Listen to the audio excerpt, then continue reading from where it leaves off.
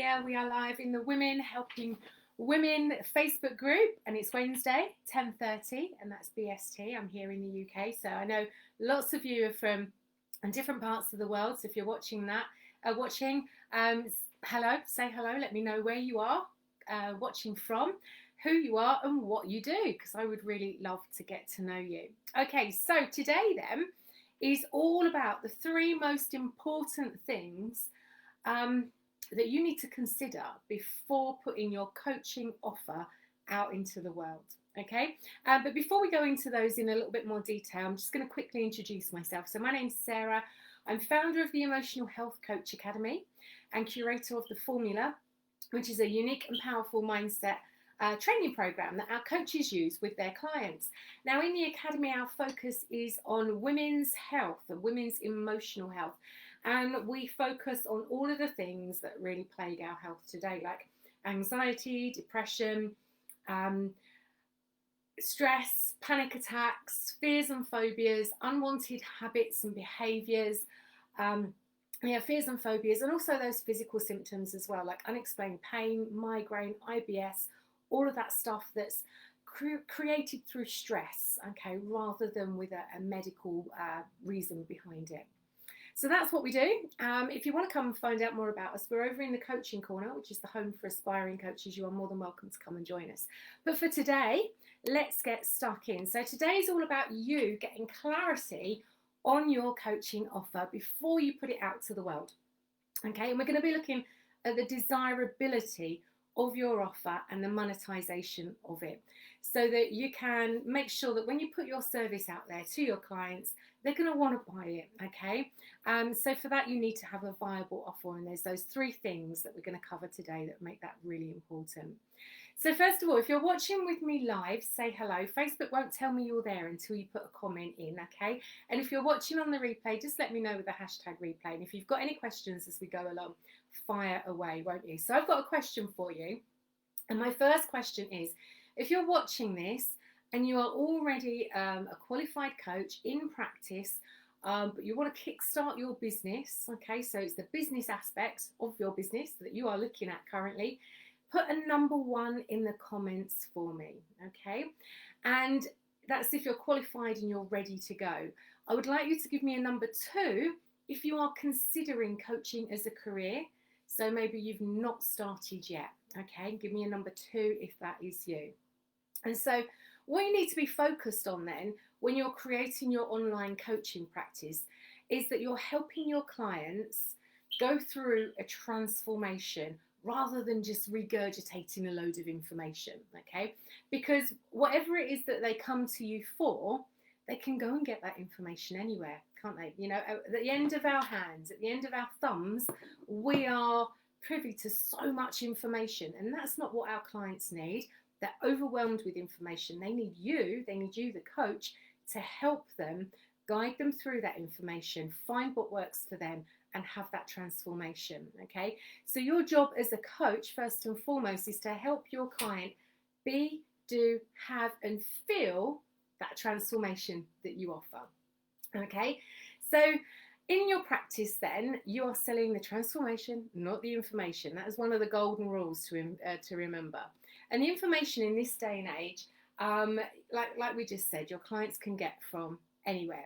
So let's have a look at some of the transformations that we can offer as coaches. So in the Emotional Health Coach Academy, we focus on emotional health, like I just mentioned, and things like habits and behaviours.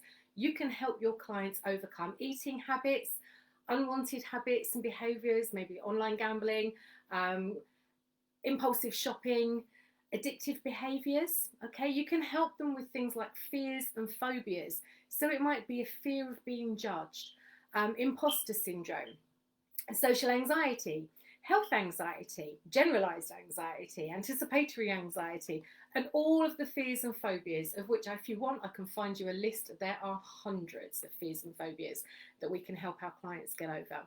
The other things I mentioned are the physical symptoms. So that might be blushing, stammering, stuttering, migraines, IBS, unexplained pains, lowered immunity, and the impact that stress has on your body over a long period of time. So it might be raised blood pressure, it might be heart rate, it might be tension, it could be poor skin as well. Okay, so we can help with all of those things.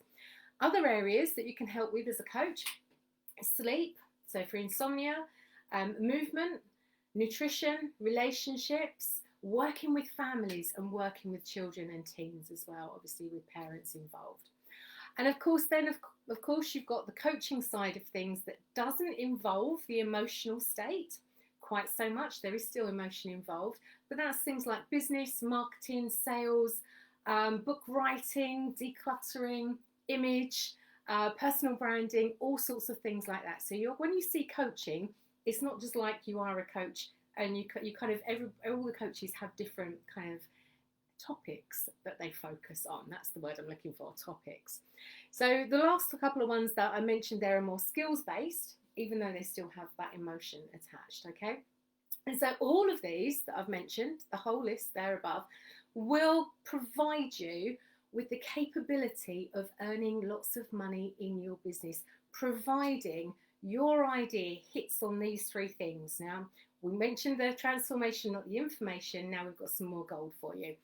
Your idea, the one thing that you put out, needs to pass the ability to pay test.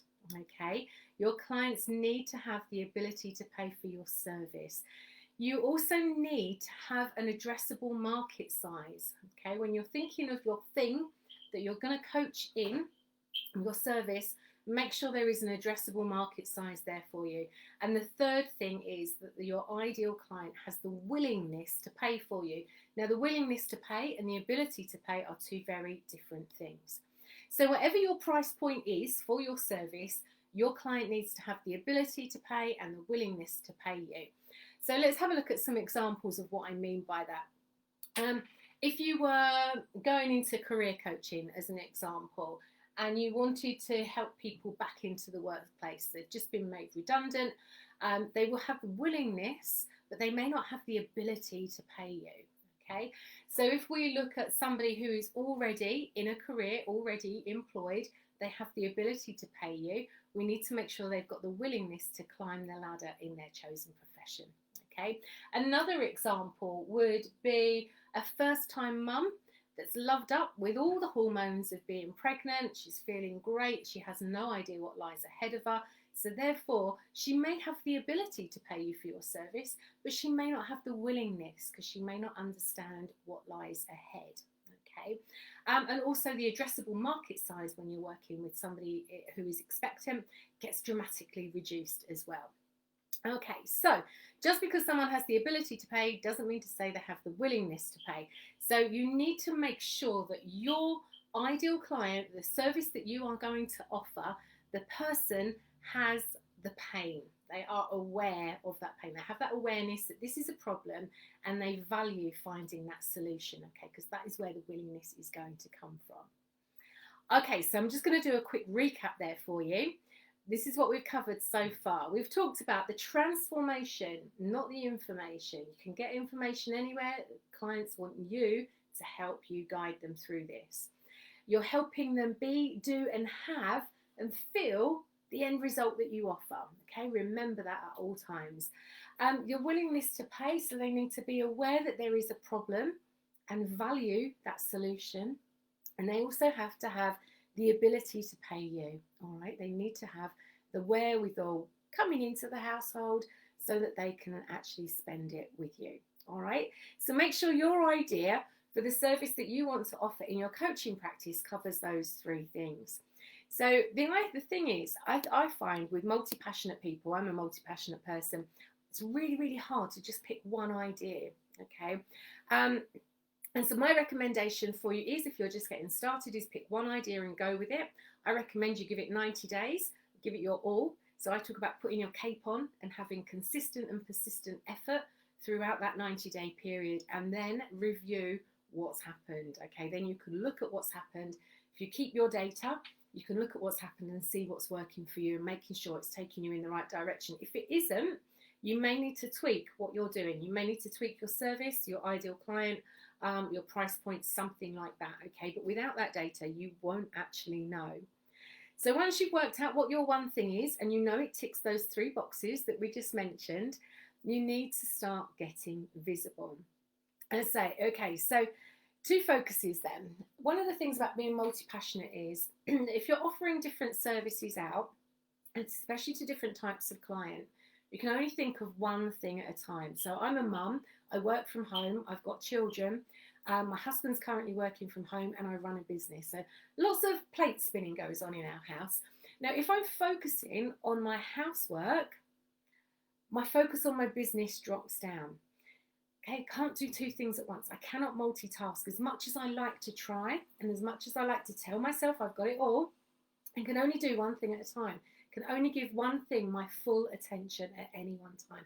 So if I focus on my business, then the contents of my kitchen goes a little bit crazy, okay? It gets a little bit messy in there because I'm not on top of that, because I can only concentrate on one thing at a time. So if you think about this in terms of your business, and you've got lots of different services that you're trying to promote to different people, all of a sudden you're not being consistent, okay, with your messaging to your client, and you're not being consistent in your business. When this happens, we give our clients too many options, and then they don't know what to do.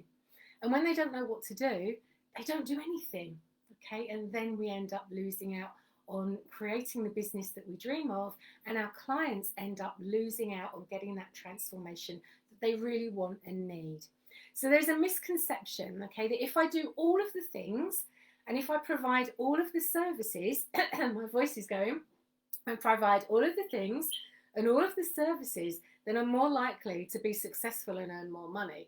And when you're starting out, especially when you're starting out online, that is a false truth, okay? That's a lie. It's not true at all.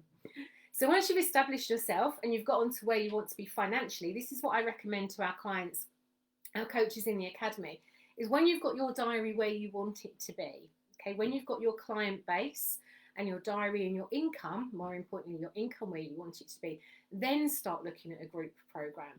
Then start looking at passive income product, or a like something like a self-study course, or a low-cost entry course, or something like a membership, okay? Once you've got your business where you want it to be, then start introducing those other things, because you will have the time and the time and the money to let your focus dip and bring in another service or product, okay? So hopefully that makes sense to you. So what I recommend is we just pick one idea. So this is what we tell our coaches in the academy. Pick one idea. Now make sure it's an easy one for you to get started in, that you have some kind of knowledge about this. Pick something that's got an easy entrance into the market that you want to go in. We need to know that there is a big addressable market size. Okay, there's a big addressable market size and there are already people established in that market, then the chances are you will do incredibly well. If you're trying to go into something that's so niche that nobody else is in, there'll be a reason for that.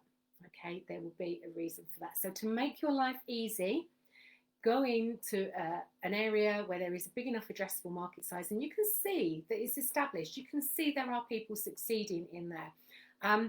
And that there needs to be a demand already, okay? So we're talking about the addressable market size, the willingness to pay, and the ability to pay. Those 3 things there that I keep mentioning for you today.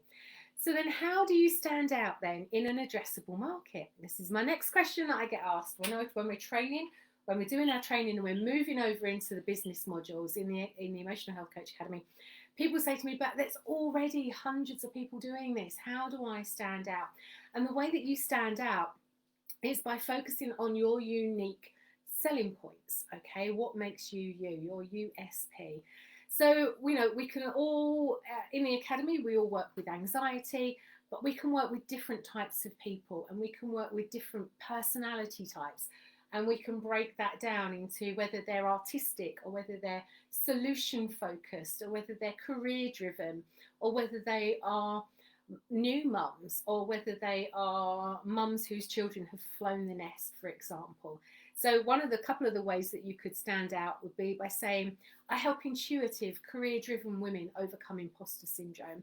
And another way would be, I help empaths, I can't even say the word now, empaths with an artistic flair into the limelight with their business. Okay, so there's different ways that we can make our passion and enthusiasm stand out for our client. And that's one thing that you really need to work on. And it's very, very important and so valuable to get that foundation in before you launch your business. Okay, and like I said to you earlier, if you're already in, give it 90 days. Keep your data. Look at what you've been doing consistently and persistently. Remember, put your cape on. Look at what you do consistently and persistently in your business. Keep that data, and then after the 90 days, look back and tweak and review. If it's not working for you, then we need to look at see what we can do to improve. All right. So that is what's going to set you aside, set you apart, and make your light glow. It's going to be what sends your clients' eyes up to you when you've got your light shining bright there. Those three things will help you stand out. So let me know if that makes sense. If you're watching live or on the replay, let me know if that has helped at all, and if you've got any questions on any of that. Okay, so your angle, your coaching angle, needs to be specific. You can differentiate yourself by who you help. Okay, and also with your signature program as well, the title of your program that you use, that's going to reflect what your client is looking for. So we can do all of those things to help you stand out and be unique. And so just saying you're a life coach or a business coach, for example, is a little bit too generic.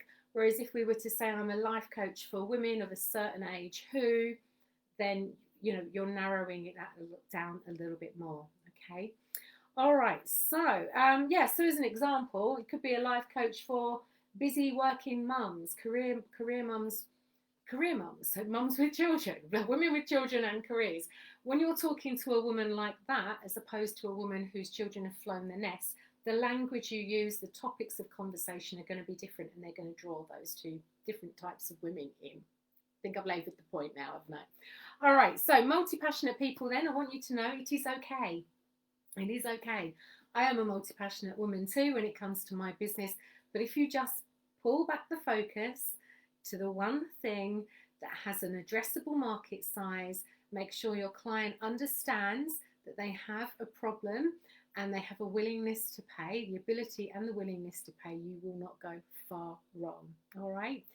So if you want the freedom and the financial impact and make the impact with your clients, the financial freedom in your business, the easiest route for you to go down is coaching online one-to-one. I'm going to explain a little bit more about that to you now. Okay, I'm just keeping an eye on the time. I've got about 10 minutes left. So the more, like I mentioned earlier to you, the more services that you put out, the more confusion there is for your client and the less buying that happens. So just one thing at any one time. I'm going to give you a little bit of an overview of some of the services that you can offer as a coach. Now, if you train with us in the Emotional Health Coach Academy, there's lots of different options that you can take. My favourite one, especially at this current moment with the state of the world, the state of play at the moment, is the online one-to-one coaching program. Okay, so offering an online coaching service one-to-one. Now, our program runs over 8 sessions. You can do that in as little as the 8 weeks, or you can pad it out for your client and make that 3 months.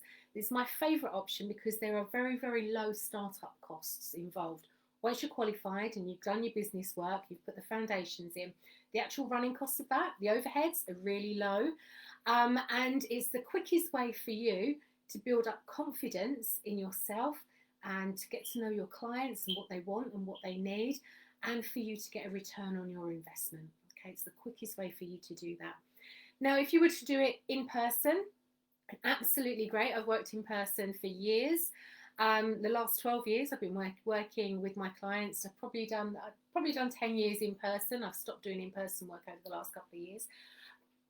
Absolutely brilliant. I love it. Absolutely lovely. But you do have your overheads. You have your time. You have your rent. You have your parking and your travel. And so does your client as well. Okay. So there's the overheads there to consider.